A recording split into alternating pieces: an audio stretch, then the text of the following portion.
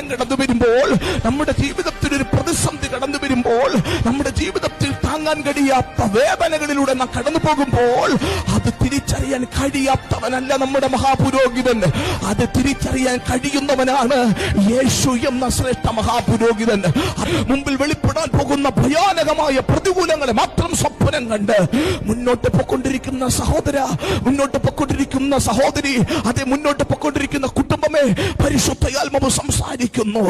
നിനക്കൊരു നല്ല മഹാപുരോഹിതനുണ്ട്.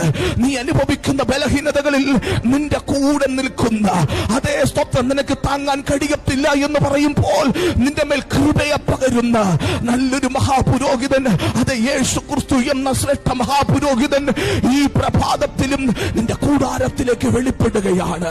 അത് ഈ പ്രഭാതത്തിലും നിന്റെ വിഷയത്തിന് പരിഹാരിയായി, നിന്റെ തലമുറയുടെ വിഷയത്തിന് പരിഹാരിയായി നിന്റെ കൂടാരത്തിലേക്ക് വെളിപ്പെടുകയാണ്.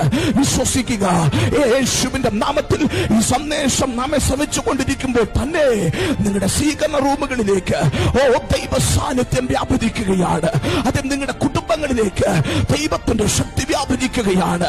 അതും നിങ്ങളുടെ തലമുറകളിലേക്ക് ദൈവത്തിന്റെ